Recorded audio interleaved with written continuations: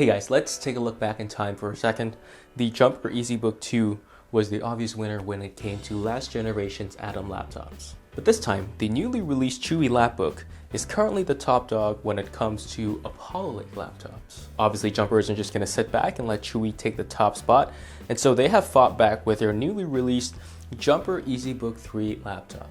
To be honest, the Chewy Lapbook is a very compelling laptop, and Jumper is going to have to ace their EZBook 3 if they want to be able to compete. So let's see if they do. Not much has changed compared to the Jumper EZBook 2. It's pretty similar. It's a little bit smaller compared to the EZBook 2. It also does not have an aluminum lid compared to the EZBook 2.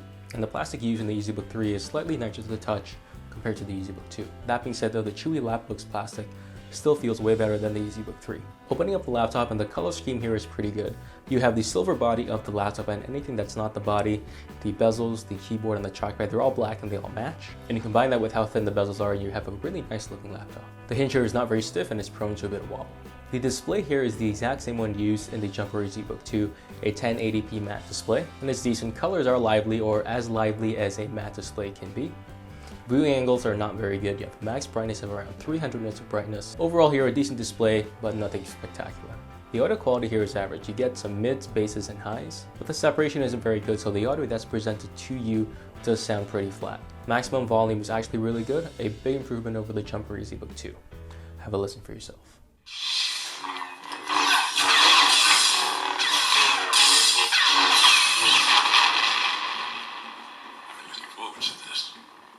My powers have doubled since the last time we met Count.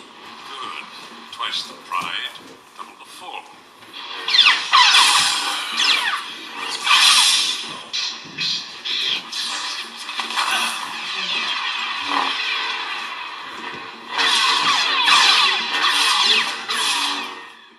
The battery life here is good. I was able to get around 9 hours of use before the laptop died. This was mostly light use. I didn't play any games or use any heavy software. The use consisted of some web browsing, some light Windows apps, as well as watching some TV. So overall, performance here of the N3350 Apollo Lake processor has not impressed me as much as the quad-core versions of the Apollo Lake line.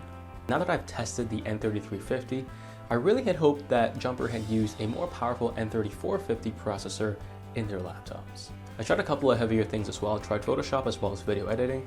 Both of them did not run very well. I also tried some gaming, heavy gaming quote unquote, for such cheap laptops like this. I tried Dota 2 as well as Call of Duty. Both of them didn't run very well. Only light games like Left 4 Dead 2 or Battlefront 2 will run nicely at 1080p, on low settings of course, on this laptop.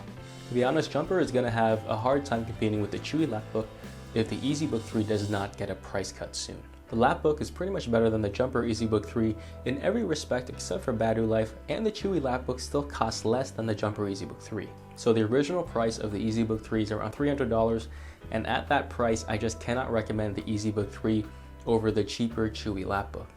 But if the Jumper EZBook 3 gets some pretty deep discounts in the future, this could turn out to be a decent deal. Thanks for watching. Be sure to hit like and subscribe, and I'll see you guys in the next one.